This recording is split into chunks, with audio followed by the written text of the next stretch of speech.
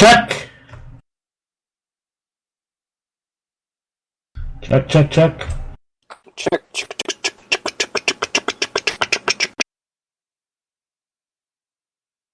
Okay, that all needs to be set for channel 1. Okay, I fixed it. Hold on, let me make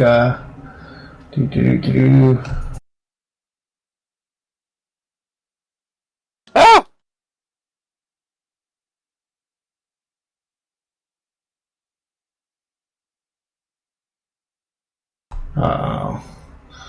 Sorry about this. If anybody's listening, we're having a technical issue that I am working on fixing very quickly. I'm not. Please retire. The problem has to do with the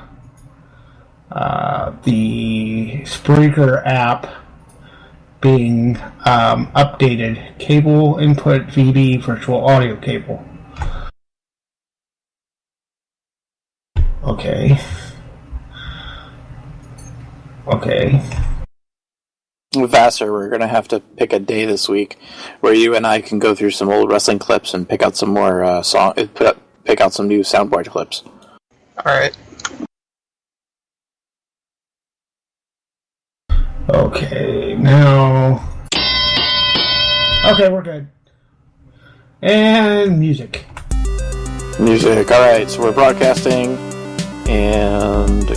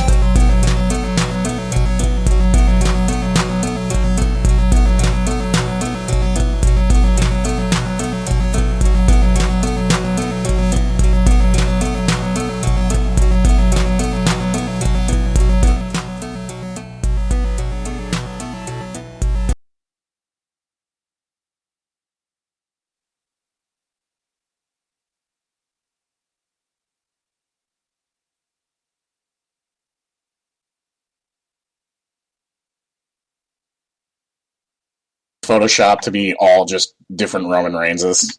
Yeah, it's just all his different poses from different pay-per-views, all photoshopped into one. Which all look remarkably similar. Yes. The many faces of Roman. Happy, angry, upset, baby girl. Jacking off his hand and making a fist.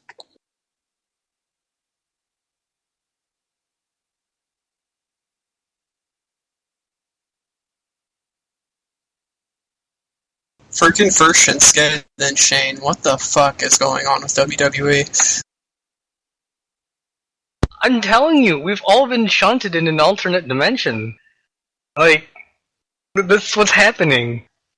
Bullet Club is coming to WWE. Listen, Shinsuke Nakamura coming to WWE. here's what happened.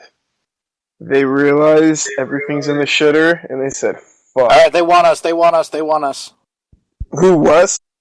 Yeah. I'm adding it. Just a second. I may have padded the votes with myself, but okay. I might have done the same. You know, they can hear us. Not yet. They're watching fucking Survivor Series. Oh, okay. Are you still playing music? No, because it's broken. The God stupid damn it, Yank. Spreaker Studio update broke it. It's not my fault. Dear speaker fans, and people that are downloading this podcast, you are listening to the pre-show of Woo Get Serious, because, you know, it's great and all. My name is Gunner. That's Yank of DDS, who obviously cannot be our technical producer, because, you know, Well, he's fucking just do so it yourself then. Oh, that's right. You won't because you can't. It's either because you're lazy or because you're inept. I'm not sure which one it is, but either way, number one. It's fuck number you, one buddy. for sure. I'm too lazy I to know think what it's a inept mixture means. of both. It's an QPPPP. Because I seem to remember trying to explain this to you, and you're like, virtual audio cable does what? I can do it. I just don't want to. Also, using Gunner's internet for that would be terrible. It would be a bad idea. It would be a You very couldn't bad idea. stream a fucking one pixel GIF over Gunner's internet. Running this company into the ground. Yes, that's... God, those new ones are quiet.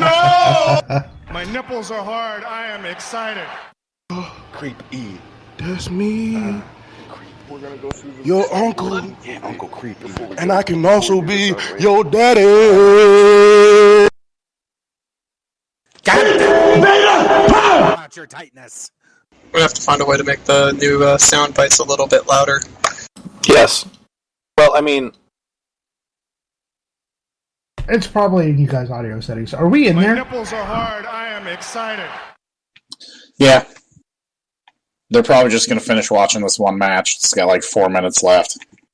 Okay. In the meantime, you guys, how are you playing your sounds into TeamSpeak? Oh, hey, somebody else just joined? No. Yes? I thought I saw the list get longer. Oh, okay. However you guys are playing your sounds into TeamSpeak, it probably has something to do with that, why they sound so quiet. Soundboard has its own thing to auto-balance all of the sound bites to the same volume, I think. My soundboard. Please retire. Update. and honestly, that please retire thing is it is a little soft in my opinion. You could probably boost those levels a little bit faster when you're recording it in OBS. Yeah. Well, that was like the first one I did. All the ones I did recently. I just did last night. The base audio of it is going to affect how loud it comes across on air. You kind of want everything to be a little bit louder. Yeah, so just boost it a little bit in Audacity when I'm editing them. Yep, whenever you get a chance. I'll just re-edit the ones I have then. Before I make new ones.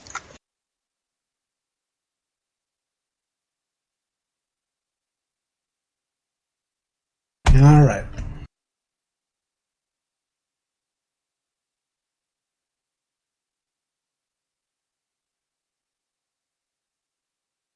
Who the fuck is the... Yeah, that's a good question. Who the fuck is the heel and face in Shane Taker? I was about to ask that. There is none.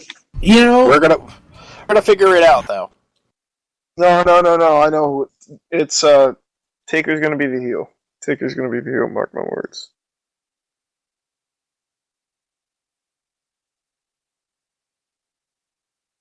Taker will be the heel. Because there's no way in hell anybody ever's gonna boo the fuck out of Shane. I can't imagine people booing Shane, like, unless he's gonna turn and be part of the Authority as like a replacement for Stephanie or something, so she can take some time off. It's probably happening. Stephanie's taking a decreased role in the company, so Shane will probably come in and take care of it. And the thought of Shane and Hunter teaming up to run this, oh god, that's scary. That gets my dick hard. I'm not gonna lie. Yeah. That gets me so excited. Like, those two coming together and thinking of just crazy new shit. It's gonna be fun as fuck if that's what happens. So Especially with the new hires from Hunter and then Shane running stuff. We'll get into it. Well, yeah, but before we do, I just want to say that the idea of those two coming together kind of gets me a little hard too. They're gonna make money now. Too much money paid for everybody. Vassar, I need you to find me the gay community immediately. Oh god, I don't even know where to look for that one. Look, all you have to do is go on YouTube and type /fiction Shane O'Mac. No. It's a very specific thing. Hold on. I've got the link on YouTube. Okay, I was listening to Smoky Mountain. What's all this gay shit in here now? Hey, if you're going to be Vassar, like there's that, the you can video. leave. There's the video. Okay, I'm gonna have to mute all of you to do this, but Do it quick. Are we on the air? I mean, we're on the air, but are we like on the? We're not on there. We're still on there in a pre-showing. second. We're still We're still pre-showing. By the way, guys, a couple weeks here, it's going to be episode 200, rather. 200. Yeah, not 100. 200. Jesus Christ. Can you believe that shit?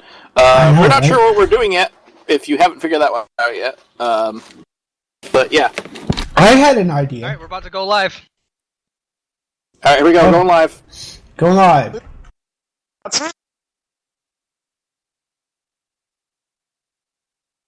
Hey, Omega. Yes, Gunner. So, on Sunday, I kind of fell asleep. Didn't I miss anything?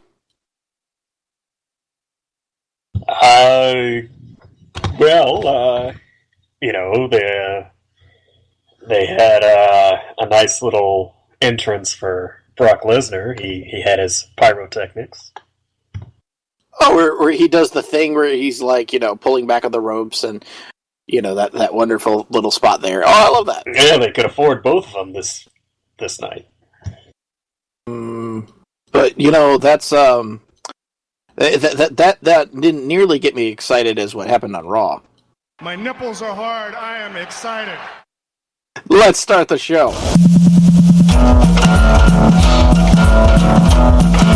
Well, now's no time for joking around. Just quiet down your chatter. Weekend pro wrestling is no laughing matter, baby. From Impact to Raw to SmackDown Blue, you'll be good at math and science if you only listen to Get Serious. Oh, get serious. Oh, get serious. Enough. More cringeworthy than Save Us Dogs tastes in sports teams. This is Woo Get Serious. My name is Gunner. That is Omega BR. More like fast lame. Got him. Got him. Hey, everybody, you can give us a phone call. You can call into the show. Remember, it's 812-408-9666 or 812-408... Woo! And that's our wonderful technical producer, Mr. Yank of DDS. I thought I had a headache before, but then Omega told that joke, and now it's even worse. Speaking of even worse, it's Netchester. Don't be a dummy. Save some money. It's damn funny, because here comes Shane McMahon with the money. I screwed that up somehow. You rhymed money with money. Yeah, no, it does rhyme, though. I mean, at least that. I mean, who wants to hear about her anymore? Oh, Jesus Christ. Speaking of Jesus Christ, it's Save Us Dog. Please do not make that comparison. And also, I was born into the Minnesota sports teams. I abandoned only one of them, and that's If you do more than like one abandoning of a team in Minnesota, it's like one of those really old laws where you get put on a horse and then like your hands tied behind your back and then they all get to like whip you and shit. It's weird. That's so much fun. So that's so much fun. Scene from Mad Max Beyond Thunderdome. Speaking please, really... Jesus Christ, can we just get beyond Thunderdome? Oh my god. Alright, so speaking of really kinky things with a horse, it's the croc. Hey. Shh. We don't need to talk about that on air. Alright, well, everyone's wondering how you got your bookings. I'm just saying. Joining us from a long break, it's WFC Masters. Hello, I've returned from parts unknown, aka the Philippines. And if he's back from his editing journeys, Vassar's here. Uh-oh. We can't hear that. He broke something. He broke something. Okay. You're sure? I knew I didn't hear that at all. Exactly. Well, I had myself muted while I was doing the editing. Sorry. There you go. Alright, so, anyway, let's get started with something that's pretty obvious. That's the news. Ticketmaster is now listing Extreme Rules for May 22nd in New Jersey, which is previously Payback, suggesting that Payback may have been dropped. A fan of the arena last night's main event noted it looked like Byron Saxton passed a blood capsule to Roman Reigns.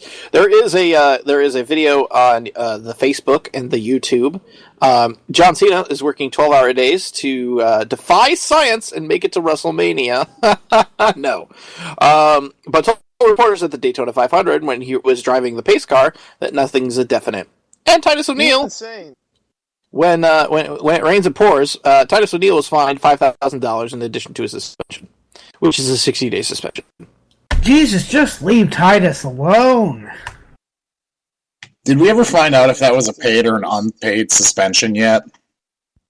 Does anyone know? I have no idea. Well, considering he got fined, I would assume unpaid.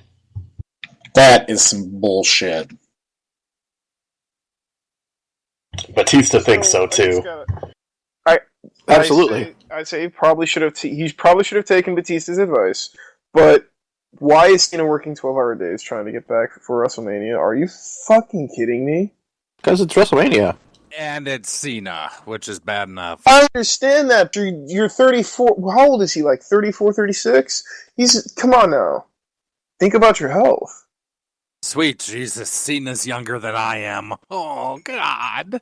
Cena's the same age as AJ. That's not terrible or anything. Who is he going to face at Mania? Who would he even face now? Well, at this point, I mean, it would be some sort of like weird match thing because there really isn't anything that he could sit there and face. Like, the obvious option would have been Taker. It'd be Wyatt. Who says he can't? Wyatt would be it. Oh. I mean, that would... Yeah. A rematch of 30 that was an okay match but ended terribly. Well, maybe they'll do it right this time. No. Who says he still can't fight Cena? Who says that? Who says Shane's going to win that match? Say Joey Abs. Pete Gas. I could see them showing up. If at 32 Mean Street Posse's music hits and they just come running down to the ring to help Shane, I lose it. Well, the question then is, are they joined by Dolph Ziggler? Yes. Yes. Ziggles versus the gay community. WrestleMania. That would be good. The gay community. Damn. Yep. Oh, it's going to be soundboards galore tonight, isn't it? Oh, no!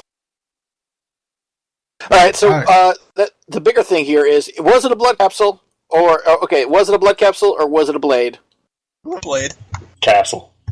Capsule, I say. It's a blade. Who says who capsule? What the hell? It's a blade. What was all this stuff with? Did he actually break his nose, or is that a work too? That's a work. No, we're saying that's a work.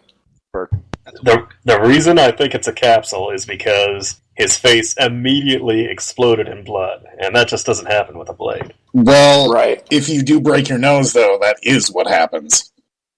But exactly. So that's it's a good theory. I think that at some point down the line we're going to get the answer to that question, but it looked like a capsule to me because his hands, like if you see the clips, he has blood on his hands, but that's after the point where he's had like a ton of blood on his nose. And I would like to single out Byron Saxton. You know, you could have done that really not obviously at all, but Jesus Christ, man. He is god awful. Myself down! He's god awful at everything. He sucks at commentary, and he can't even do wrestling spots right. Why the fuck is he on TV? Well, I assume that they're going to kick him off. Offensive.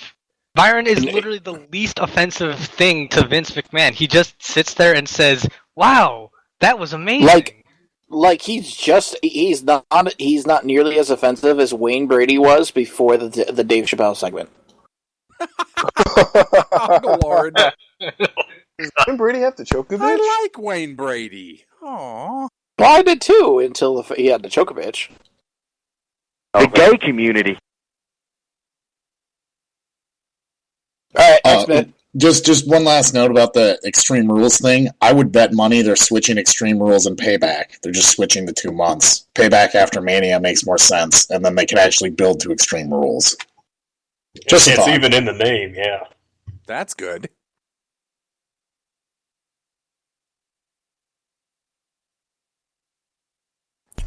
Next news bit. Well, during his WWE press conference in Japan, Shinsuke Nakamura said that he's expressed his wishes to WWE that he keep his name and ring gear, and is working with the person creating his new theme, Kota Ibushi? Ibushi? Yep. You were first time. Is leaving NJPW and DDT to start Ibushi Wrestling Research Institute due to the physical and mental toll of working for 2 companies. He can still appear for them, but will essentially be a freelancer. In regards to Lucha Underground losing money, a source told The Observer that after 2 seasons, the company has lost slightly less than half of what TNA lost after 10 years in business. Holy fuck! That last one's completely false, boy. There's no way. It's not. That is not how a television program like Lucha Underground works. After that was announced, the executive producer, I forget his name, but he's worked on shows like The Amazing Race and Survivor, and he says that is flat out not how that works. They give us a budget, and we work within that budget. The idea that they're losing that much money is absolute bunk. And well, let's put it this way. Just so y'all know, in Texas, I think it's Austin. I could be wrong. That's South by Southwest.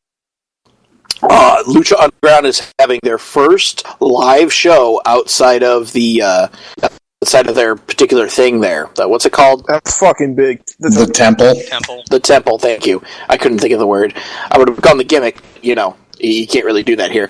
But outside of the Temple, first show out of the side of the Temple. It's March 15th or something like that.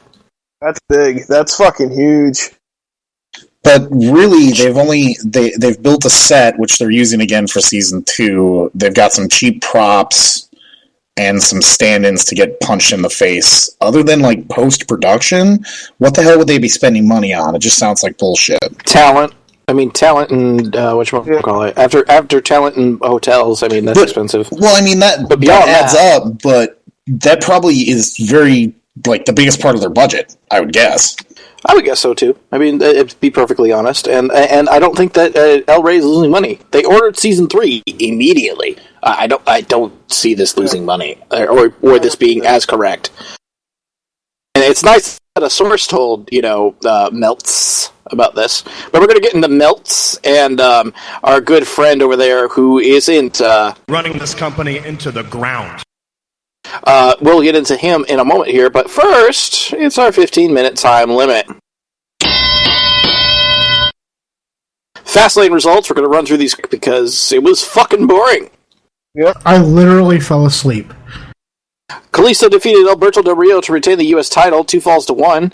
Called exactly the way that I called it last week. And this was on one the of the pre-show. On the pre-show, and they bumped Big Show Ryback Kane versus defeating the Wyatt family for this shit. Ugh. Well, and then some other crap with. I don't even mind. Let's get into the rest of the show, and I got something to say about that. Ugh. Alright, Sasha Banks and Becky Lynch defeated Naomi and Tamina. That was actually a decent match. That's one of the ones I was able to stay awake It was through. a good match. Here. You were able to stay awake through it because it was the first match. Well, I mean, yeah.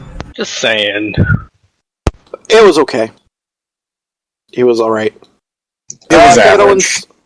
Kevin Owens defeated Dolph Ziggler to retain the IC title. Pretty damn good match, but probably one of the only two of the night. Yep. Remaining in the mid card. It's basically what we've come to expect from Owens and Ziggler every time they have a match. Like, it's a good match, but we've seen this a bunch of times already, and I'd like to see them both move on to do something else. Oh, I know who the Intercontinental Champion is going to face for WrestleMania. And his name is John Cena! No. Oh God, no! Please, no! Of course. The idea. Oh no! I'm only kidding, guys. Okay. Cheers to Knockout and Ziggles for a good match. No, it's always good between them. Yes, it is, and I don't understand why people are bitching beyond the fact that they're having pretty much the same match every time. It's because they have to see it like it's been like the 8th time in months, like 2 months. Yeah. So that's the new Sheamus and Orton, or Sheamus and Del Rio, Rio, and the never-ending feud that still probably hasn't ended. It hasn't ended yet. Big Show, Ryback, and Kane defeated the Wyatt family. I was asleep. Ryback walked out on Monday, and he's got an edge to his character now. Good for him. It could have happened on Sunday. Hurt the hell out of Harper to do so to win that match. Like, ugh. Oh, Jesus fucking Christ! Like, if you're not going to push Bray Wyatt, just bury him so deep, so deep by doing this shit to him. Yeah, exactly. I mean, it's terrible. He went from the Brock Lesnar match on Mania to nothing. Oh wow, man, that's a far way to fall, isn't it? And it's a pretty big fall for a big guy. Charlotte defeated Brie Bella by submission to retain the Divas title. Okay, Charlotte does this great thing of no selling her legs to get into the figure 8 or back or whatever, and no selling the figure 8 so that she can make Brie tap out. Goodbye, Brie. Mm-hmm. But I was expecting her to get the title. But okay, I guess that works too. This was about the point in the show where everything there was 4 segments, 4 matches, but everyone kind of fell apart at the end, where Brie had her in the half crab and then just sort of stood up for no reason. Yeah, exactly. It looked like shit. It was terrible. I'm sorry. It was Brie's fault in that one. Yeah, and it is a glaring weakness for Charlotte that, like, it's pretty much possible to carry someone like Brie Bella, but it should be somewhat better if she's actually that good. I also, about the last match, Big Show, please retire. Just saying. AJ Styles defeated Chris Jericho by submission. Are you fucking kidding me, WWE? Alright, I'm mad about this. Alright, so the worst finisher that you could possibly put onto a person that crippled a guy the moment they got into New Japan. Fucking A, guys. You fucking make Jericho kick out of it at 2. Are you fucking kidding me? Counterpoint. That's not even the worst part. It's like, he didn't even kick let him out counterpoint. 2.9. Uh-oh. Counterpoint. It wasn't that bad. It wasn't. I love you, Omega. That's one hell of a counterpoint. I knew as the second he kicked out of the Styles Clash that he was going to tap out. Because Styles still has the calf crusher. That's the move he's going to win 95% of matches with. I'm surprised they even let him do the Clash, to be perfectly honest with you. There's nothing unsafe about the Clash if you know how to take it. Exactly. It's not even really that unsafe of a move. Take the clash. But you should, if you know anything about wrestling at this point. There's an interview with Shane Helms recently where he talked about how the Vertebreaker got banned by WWE, and he talks about how that move is also not very hard to take. All you have to really do is tuck your chin. But they banned it because, if there were a couple incidents where people weren't taking it right. And won't tuck it. The idiot that won't tuck it. So instead of taking the one idiot that won't tuck it and break his neck or whatever, stop it from happening. That I understand. Only that, I think the submission meant more anyway, so I agree with Omega. I'm perfectly fine with him tapping out. I mean, that's perfect. That's fine. But come on, dude, it was the Styles Clash. They built it up so well in Japan, and WWE just shits all over it. Exactly. Yeah, but to be fair, I never remember it being some sacred cow of a move in TNA or anywhere else. Well, TNA doesn't fucking count because it's fucking TNA. And the only reason it did in Japan was because it did legitimately hurt a couple guys. Yeah. I mean, it's not like it was some Yoshitatsu and his broken neck. Poor guy. Poor Yoshi. Speaking of, he'll always have that commentator career with Matt Stryker. Oh, dude, no.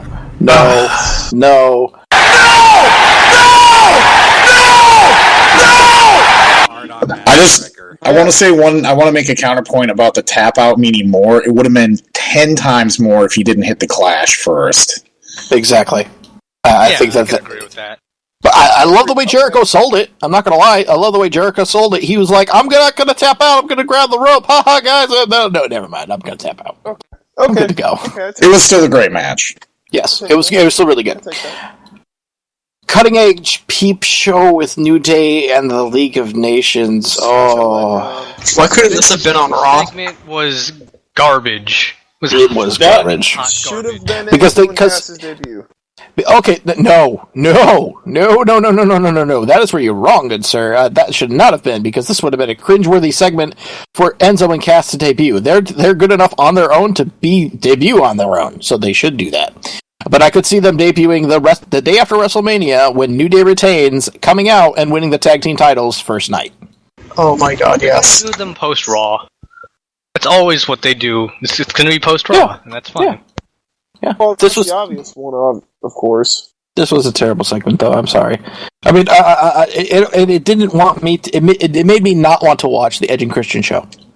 I'll tell you something. After having watched the first episode, it's not too much different from the humor in that segment. Community. It's just not very good. I was actually legitimately looking forward to that show. It's fine. Bad. It's fine, but it's not like laugh out loud funny. There's some chuckle moments, but it's not. Yeah. It's just not very good.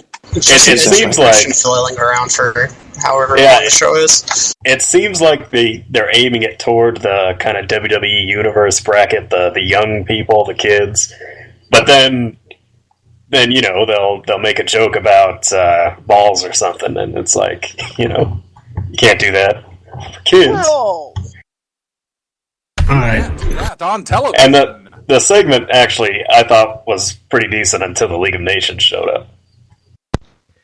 Yeah, there were some pretty good some zingers in there, yeah. Well, here's a saving grace from this segment. Holy shit, guys, they're doing something with the League of Nations. What are they doing with the League of Nations? Something? What the fuck are they doing with them? That's the thing. They're doing something with them, but who knows? In the tag match at Mania, because New Day kept hitting on the League of Nations, so you'll probably see them in a Fatal 4-Way for the belts at Mania or some shit. Yep, it's time for a New Day face turn. Yep. It'll be face New Day versus heel Nation, and it'll just be New Day continuing to do hopefully exactly the same thing they're doing now. But that's jumping the shark. No, how did it jump in the shark? They could just do it as a once they turn face. They could just do it as a one-night thing. It's done. It's done with their face. Like once the New Day is turned face, it's over. I mean, it's exactly why when DX went face, it was over. I mean, DX was terrible after they went face. I mean, crucify me on the spot. but they were terrible after they went face. They have to be the bad guy. But they don't have to be. They don't have to be the bad guy. They just have to not be the WWE like faces. If you know what I mean. Like, I know what you're as saying. long as they don't pull like They need to do a better job blurring the line. the bland. If they're not doing the bland WWE face bullshit, if they keep doing exactly the same thing they're doing now, it doesn't matter who they go up against. Yep. It's going to be awesome. Yeah. All they have to do is not change anything, and that's the problem with WWE. If they do turn face, it's going to be, well, we need you to not do this stuff because you guys are good guys now. And good guys don't do that, and that'll be what ruins it, if anything. Exactly. They make them return to the power of positivity. Well, speaking of not, Please no. Anything but generic New Day. yeah, speaking of not mattering, it doesn't really matter. They should just do TLC at WrestleMania. That's Tag Team Turmoil, Tables, Ladders, and Chairs. That would be fun. Okay, guys. You got Shane McMahon face The Undertaker. Why the hell not? Right. All right, clench your butt cheeks. I'm going to say this, and this is a real thing that happened last night on a pay-per-view in 2016. 2 nights ago. 2 nights ago. Clench your butts. Curtis Axel gets a pay-per-view victory in 2016. It was over R-Truth, but he gets a pay-per-view victory. This entire fucking half hour should have been on Raw. Go ahead, I'm going to let everyone go because I'm going to rant. This entire fucking half hour could have been used for the U.S. title match. I don't understand what the hell they were doing. They could have moved these two segments to the pre-show, and it would have been fine. The fact that we had Raw breaking out in the middle of my fucking pay-per-view could just go straight to hell. Like, I don't understand what the hell the gay they were community doing, other than maybe delaying for time, playing for time maybe, until they could decide what was going on with the main event. That's like the only explanation I can think of. Because everything else... it's not even that. It's not even that. They fucking bumped an incredible 2 out of 3 falls match that could have been on the show and helped the show be better overall, but they instead chose to continue a tag team storyline on a pay-per-view with a singles match between 2 people. You know what's even dumber than that? Really It didn't feature the tag team coming together. If they would have come together and kicked everybody's ass, that would have been okay. I would have been happy with it. Way. He fucked Truth out of the fucking victory, and then Truth got angry at him. So it's just like, oh my god, come on now, this is stupid. 2-minute warning. Here's the thing. That was a cool-down match before the main event because, obviously the cutting-edge peep show with the New Day and the League of Sasha Nations Banks was and going to get Becky people. Lynch defeating Naomi and Tamina could have been in that spot. Period. Yeah. Yeah, I mean, but still, like a fucking Curtis Axel got a pay-per-view win. I know Curtis Axel got a pay-per-view win. Holy fucking shit! So there's that. I know, that's crazy. That's not a negative thing. No, it's not. Think. It's a good thing. It's a good I thing. think it's a good thing. We've got let's get to 1:15 another left. thing. Roman Reigns defeats Ambrose and Lesnar to become the #1 contender at Triple H. Against Triple H at WrestleMania. We all knew this was coming. Yeah. I still yelled, fuck you, when I saw it on Raw the next night, because I was asleep during the pay-per-view when it happened. But when I saw it on Raw the next night, I screamed, fuck you, at the TV, and stormed out of the room. So, And then turned around when you heard a certain something. yeah, basically. And in fairness, the putting Lesnar through both tables, that was pretty good. I like that. I'm sad that they didn't go through I thought it all was a 3 decent tables. plunder match. It was honestly... I thought it was a really good match if you cut out the last 5 seconds of it where Reigns no-sells for... Yeah, that. Storytelling-wise, it was a good match. This match could have been the greatest match of the night. Until, of course, the finish. The finish. Yes, God, the finish. The finish. It seems like the WWE has been sucking really hard at pay-per-view finishes lately. What was that finish? Yes, they have, and to have Triple H come out and have nothing happen. Oh, really? You know, it's like There's a lot of bad things I am, but Langwell's not one of them. the only thing you needed to tweet. Hey, wait a minute. Did I just mean to say that? I don't think you did, but be that as it may, we're live. Your fingers slipping on the buttons, aren't they? No. Dude, the only thing you needed to tweak with that ending was not have Reigns get hit with a chair shot. That's it. And then he spears Dean, and then it wouldn't have been, like, so fucking atrociously bad. They could have just had Reigns outside the ring from, like, something else and have Dean beating the crap out of Lesnar with a chair, and then Reigns comes running in and spears Dean before he has chance to react, and it would have been 10 times better. It was some no mercy logic where you hit him with a chair and that makes him get up faster. Right? Exactly. Alright, so we're going to get into another 15-minute time limit here. Because we need some overtime to talk about... Here we go. Money talk. Here comes the money. Money, money, money, money, money. Dollar. That's were your nipples as hard as Shane's were? Because mine were erect. Excited. Oh my god. Do you understand that man has been off of V for the past 6-7 years, and he came back to one of the biggest babyface pops in the history of this? Seriously, and it was in Detroit. Do you realize that he's not the most over person in the company right now? But He got as big of a reaction as Daniel Bryan retiring, and that is amazing. it was such a shock to him. I'm sure that everybody and their mother was happy. That Reddit guy, fucking Falcon Arrow, was like, everybody, we're getting a Christmas surprise tonight. And I was like, alright, sure. Whatever, I'm excited now. Christmas surprise. It was not even in my top 10 list of things to happen on Raw. Technically it was, because we got the Taker match, which, by the way, I'm going to get into in a minute.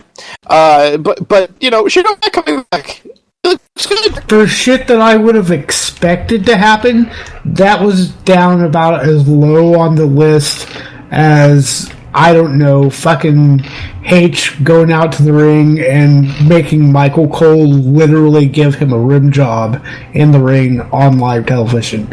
Like, I never would have thought Shane would come back. That got made that night. Like, seriously. Everybody was so...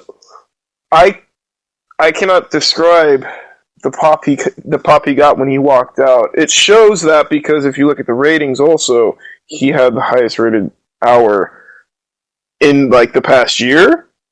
Yeah. That doesn't surprise me at all. 4.21 million people.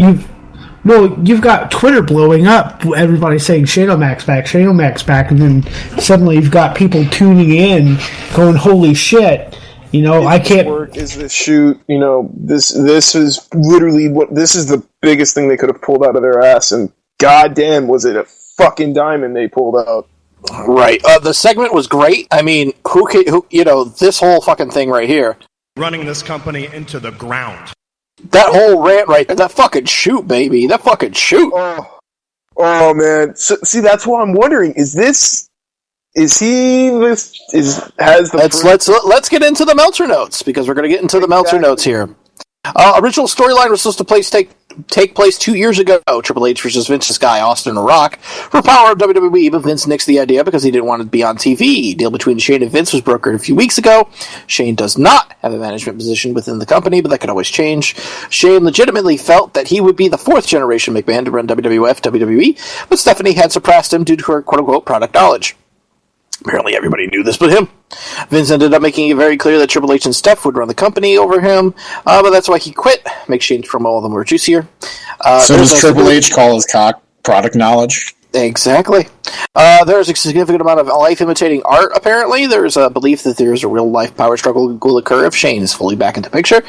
Meltzer notes that Shane lives in New York, so it's possible for him to be a weekly television figure while running his company based in China. He's still running that company based in China. It's a paid subscription program thing for videos.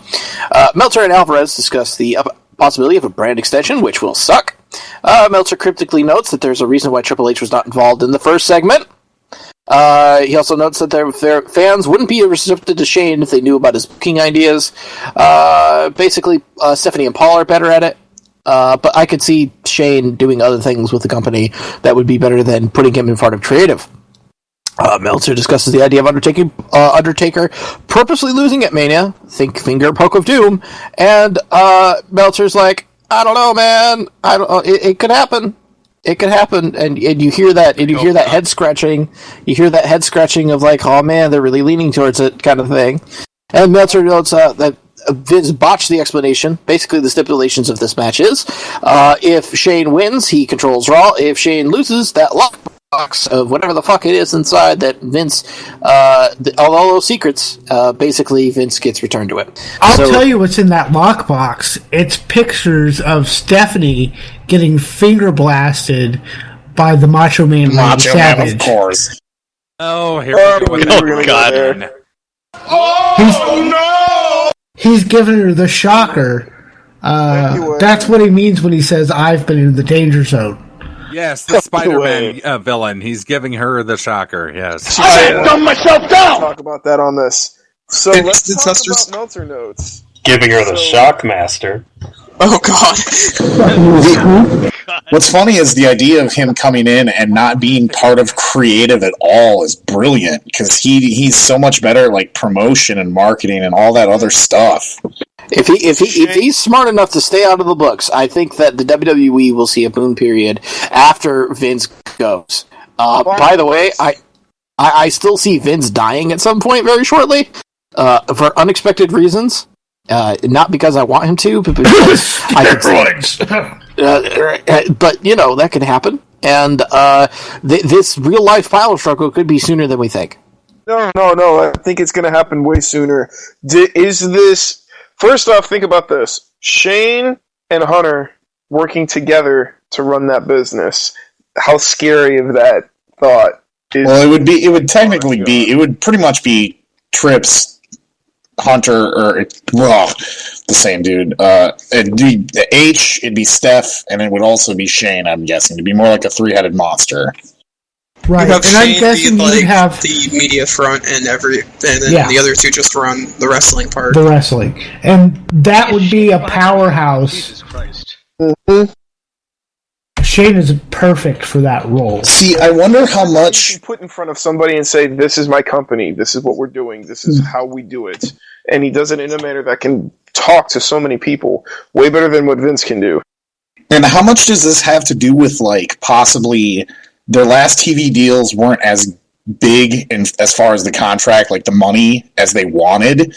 Maybe part of bringing Shane McMahon back is, like, increasing that or increasing subscribers to the WWE Network. He obviously has the connections. Maybe there's a lot more shoot to what Shane was saying than we realized. That's what I'm saying. Yeah. Maybe it's because he wanted to go make his own money outside of Vince and then come back and take over the company by force. By hook or by crook. Jesus Christ. Honestly.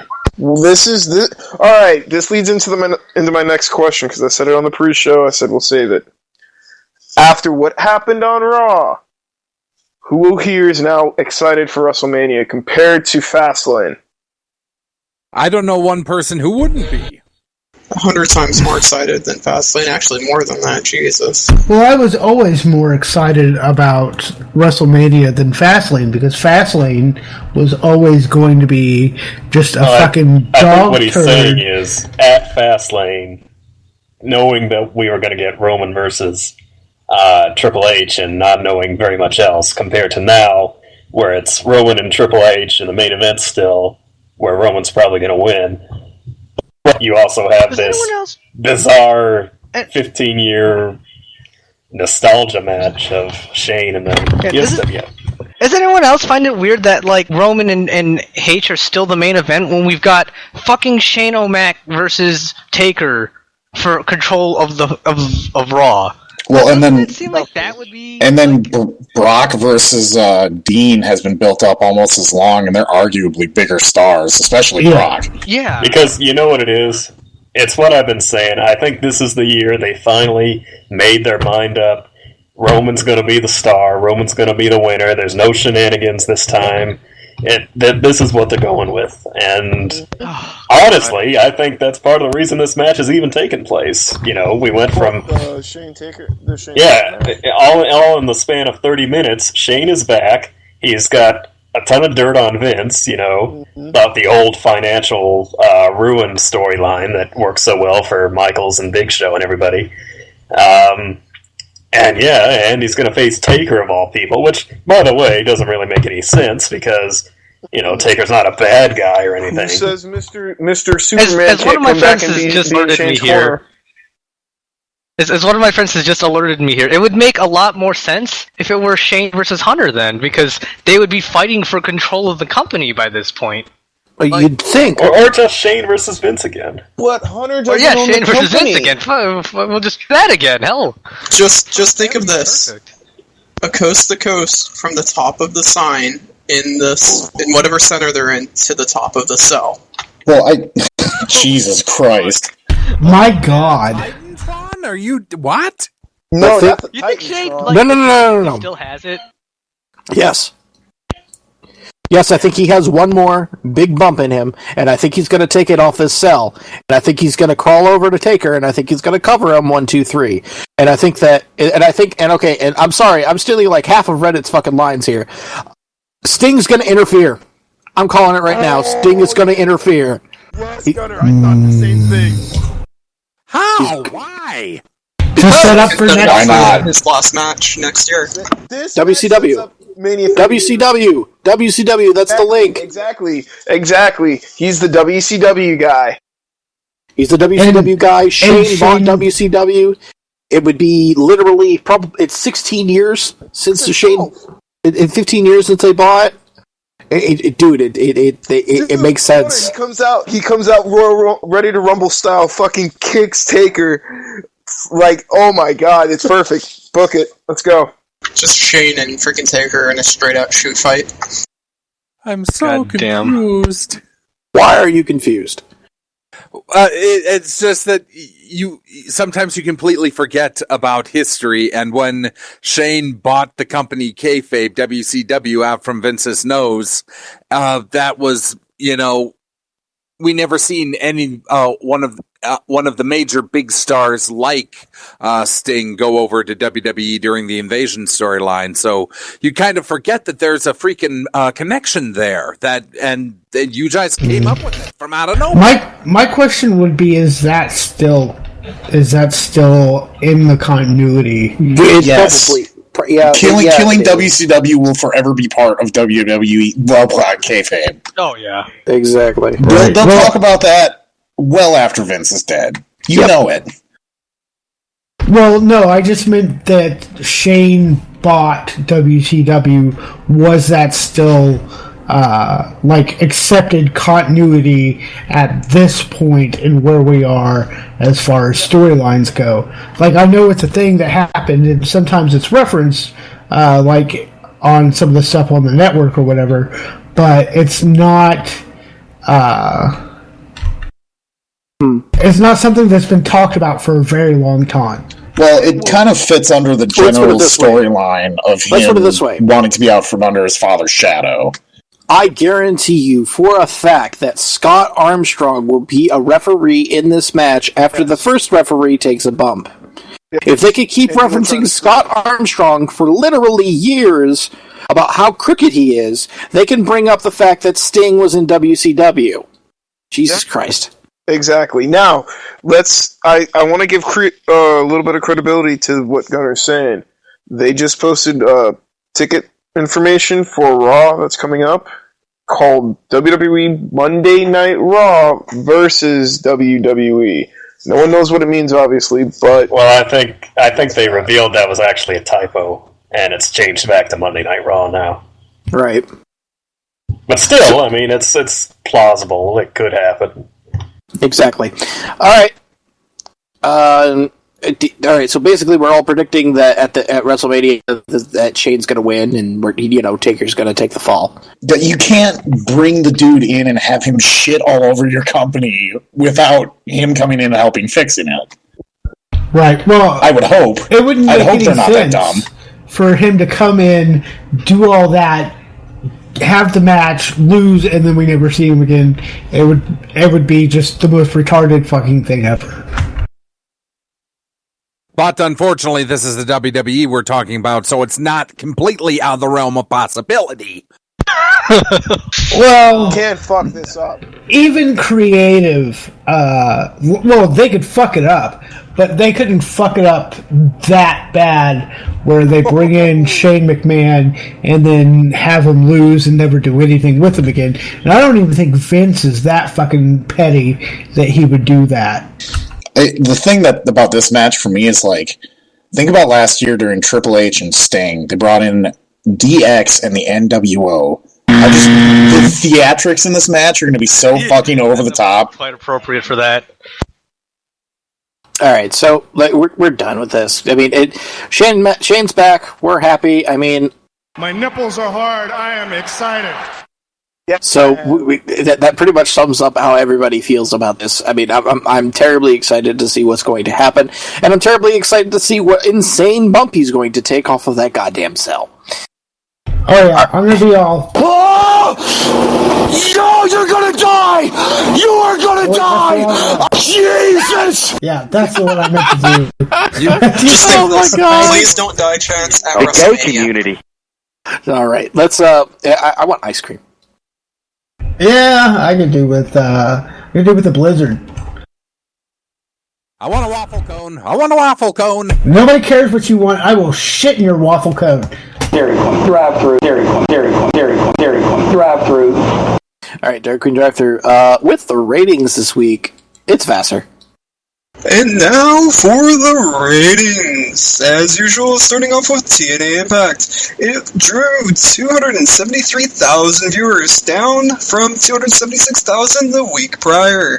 SmackDown, 2.458 million, up 2% from the 2.414 million the week previous. And finally, Raw, 3.884 million across the show average, up 12% from 3.447 million. Ratings were as high as 4.21 million in the first hour. Which is pretty fucking impressive, and it wasn't that million, by the way, that particular 1 hour segment was higher than any segment after Royal Rumble, so that makes it the highest rated segment this year. Yep. Highest rated segment in like the past year and a half. All right, we're going to throw a softball here, and WFC Masters, you get birthdays. Oh boy, I love reading birthdays. All right, happy birthday. On the 24th, we are greeting well wishes to James Keenan and the King of Strong Style himself, Shinsuke Nakamura. On the 25th. By the way, Sterling James Keenan, a.k.a. Corey Graves. Yeah, Mr. Stay Down himself. All right.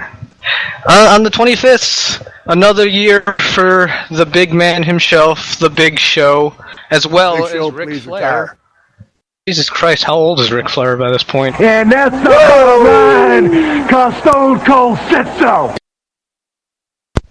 On the 28th, Ricky damn it, you tripped me up. Ricky the Dragon Steamboat and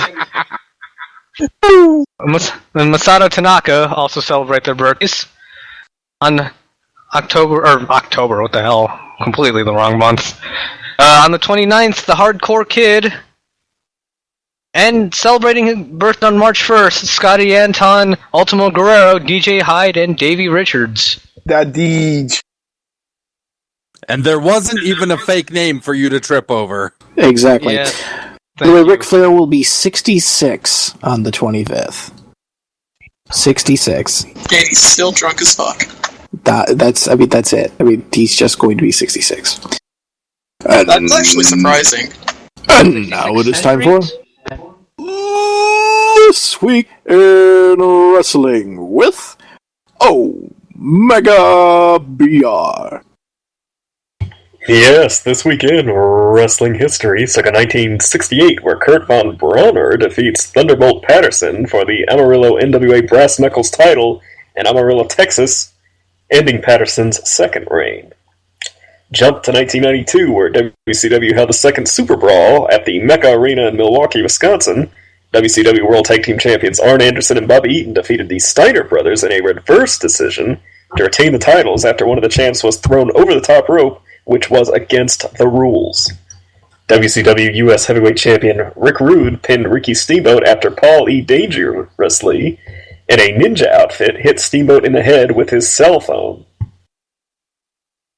In the main event, at all. Sting pinned WCW World Heavyweight Champion Lex Luger with a crossbody off the top rope to win the title. And in 2004, Il Drago defeats Mr. Excellent to win the Italian Championship Wrestling Interregional Heavyweight title in Carrogate, Italy. And that was this weekend wrestling history. Happy trails, dog. Give us some trails. Some trails. Happy trails to ODB, who had a drunk woman crash into her Airstream travel trailer. Wait, ODB's not the drunk one there? Yeah, I was going to say, was the drunk woman ODB? Because I could see that happening. Yo, ODB's a classy lady. I don't know what you guys are talking about. And also, hopefully no one was in it, because those are like the little teardrop trailer things. Those are not, like, suitable for crashes. Especially with drunk people. Happy trails to Joey Ryan and his girlfriend Laura James, who got engaged in the middle of a match. JR is just furious right now. A ref bump led to Ryan getting on the mic and down on one knee. And then after he proposed, and she said yes, pinned his future wife with a small package because he is a true professional. That's fantastic. The video on that is great. Yeah, it's hilarious. It's somewhere around on YouTube. Just I'm sure you'll find it if you Joey Ryan proposal. Yeah. No, just look on it. Just search Joey Ryan, and it's on his channel. Nice. And then, of course, as always, happy trails to our favorite Sonny, who is allegedly appearing on Pawn Stars this week. I have to watch that to try and sell her WWE Hall of Fame ring. But she has vehemently denied it. My nipples are hard. I am excited. How can you fuck her? Fuck that fucking cunt. So seriously, why is she denying it? Why would Pawn Stars promote having her, especially after being in a porno, unless she was on the show? There is no shame in this world anymore, my friend. That's true, but... And fuck her for wanting to sell that anyway. Like, absolutely fuck her. Well, I mean, Abdullah wanted to sell it. I mean, whatchamacallit? He's already... What's-his-face is already selling it. Superstar Billy Graham. Well, fuck Superstar Billy Graham. I can't believe and you I still just get money. said that. Hey, let's put it this way: even if you don't come to a price negotiation on that thing, you still get paid for being on the show. Well, probably peanuts. Yeah, it's probably just advertisement. It's like, hey, look, remember this? Well, I mean, obviously, but this girl's working for peanuts. I mean, come on, you've seen her Skype shows. And she's working for other nuts. These nuts. Got him. Got he. Alright. What should we watch this week in wrestling? Are we skipping the points then? No. Oh, no, sorry. Yeah, no, we're not skipping the points. I'm sorry. We're doing points right now. Alright. Points! God damn it. Negative 272 points for Net Jester because he showed up. 50 points for Vassar for making some new sounds for the soundboards. 15 points to for Masters, rather. Welcome back, buddy. Negative 50 points to Net Jester. Rhyming money with money. What are you, Wiz Khalifa now? 10 points to Omega BR because I agree with him. AJ winning by submission was better than him winning with just a clash. 10 points to Dogs for reviewing the Edge and Christian show, so I didn't have to. I'm lazy. I didn't want to do the work. 10 more points to Masters for you got Raw in my pay-per-view. You got pay-per-view in my Raw. 25 points for Croc. I was going to give you some points for something before this, but I forgot, and then I don't even remember what it was. So I just gave you 25 points. Finally, there's two more. Negative 7,894,000. I'm sorry, 7,894,568,132 points for NetJester. I just banged on my numpad to get this number. And finally, negative 25 points for Gunner because he made me say fuck Superstar Billy Graham. So the totals for this show, yeah. Well, I couldn't be a hypocrite and say fuck Sunny for wanting to sell her ring and not, him. Well, then would you give yourself negative 25 points? No, because it's your fault. How is it my fault? Because if you hadn't said it, I wouldn't have had to say fuck Superstar Billy Graham. This sounds like something a dentist would do. Oh, God, yes, he bills you for his own teeth.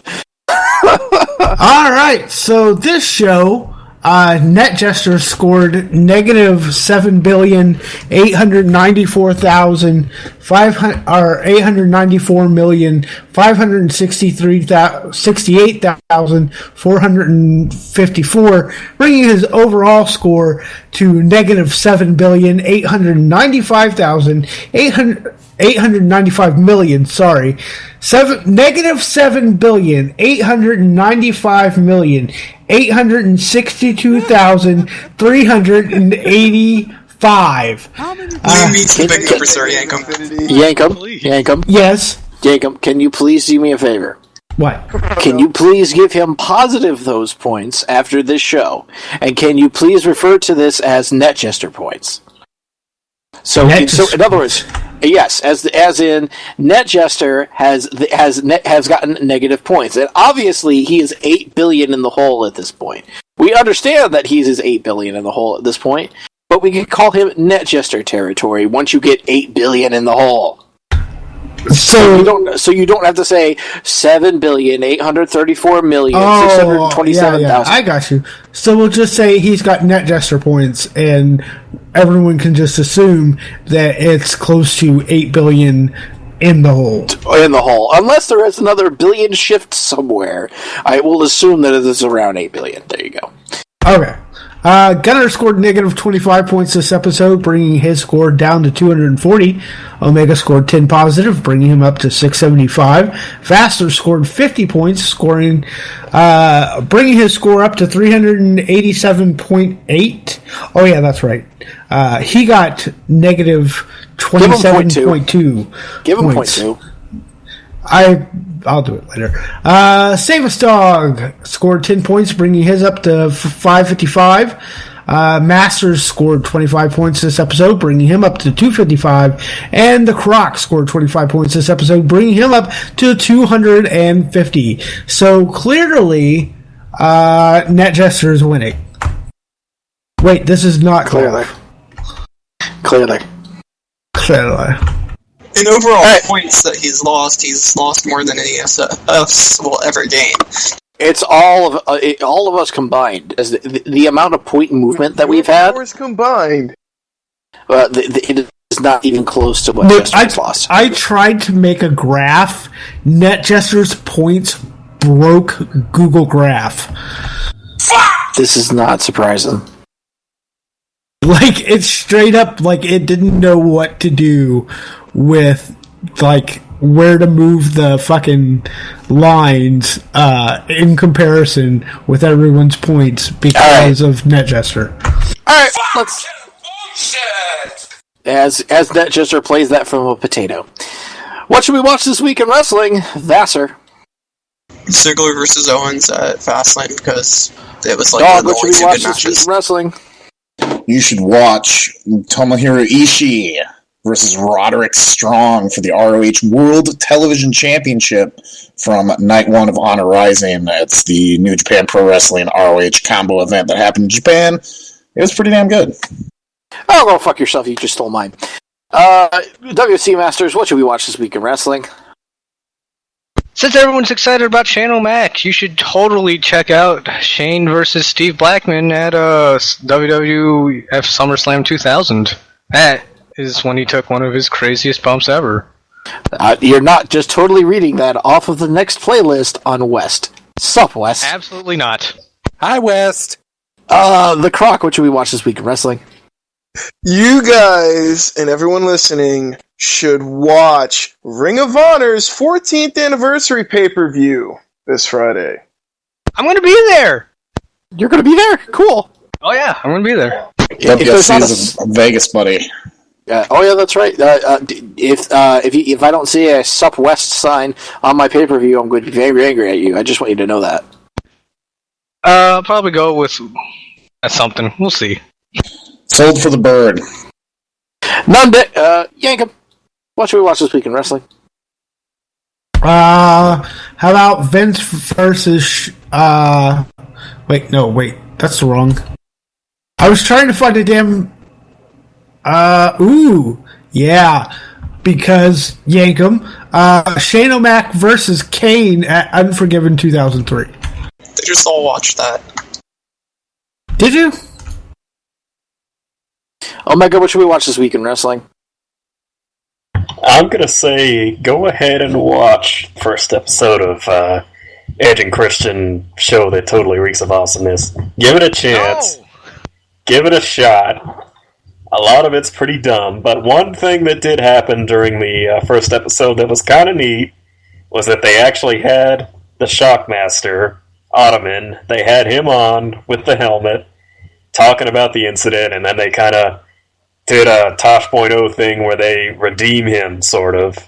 And it's kind of stupid, but it's also kind of neat because, you know, we've Shockmaster! We've all talked about it, but they never really had him sit down and be like, yeah, you know.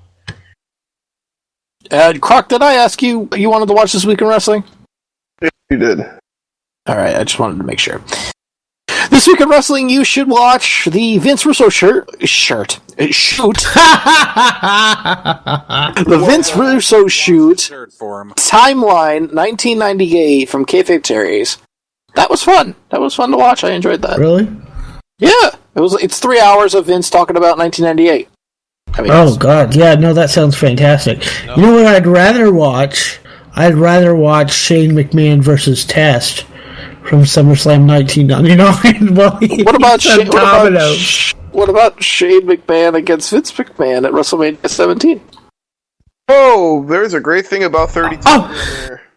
You totally just walked over the top of my joke, which is probably a good thing because it was. How about y'all watch edgy. the first time that Shane McMahon was in a Hell in a Cell match when he tagged with Vince McMahon and the Big Show to take on DX, Triple H, and Shawn Michaels? How about that? Oh God, that terrible match! Awful match! That awful match! Yes, the match that we should all forget about right now. Oh, I thought that was whatchamacallit. Or we could just, go with the most suggested match that we've ever done on this show, which is Shane McMahon versus Kurt Angle at King of the Ring. I mean, come on, guys. Yeah, we recommend that like once a month at least. At least. Whatchamacallit. By the way, if Shane McMahon takes over some sort of portion of the company that actually has anything to do with anything, I guarantee you that Kurt Angle is in the WWE Hall of Fame within 2 years. Oh, hell yes. Considering that they have such a boner for each other. Oh, yeah. Alright, guys. Thank you very much for listening. This is it. We're done here. You can check us out online at smarksnark.com. Twitter.com/smarksnark. Facebook.com/smarksnark. Like us, follow us, subscribe on iTunes, please, for the love of God. You can also, give us a call, leave us a little voicemail, or you could have called in during the show. 812-408-9666 or 812-408 Woo! Thank you all for listening, and remember, we wish you well in your past, present, and future endeavors. I won't make another erect nipple joke, but let everything you want be hard. My nipples are hard. I am excited. My goosebumps have goosebumps. What if someone actually listens to your commentary and realizes, holy cow, this guy's on our television show, and they replace you with, who was it before you, Gordon Soley or whoever that was? I would have preferred it be the guy from Stampede Wrestling. What was his name? Oh, I can't remember his name now. Good night, Chadron.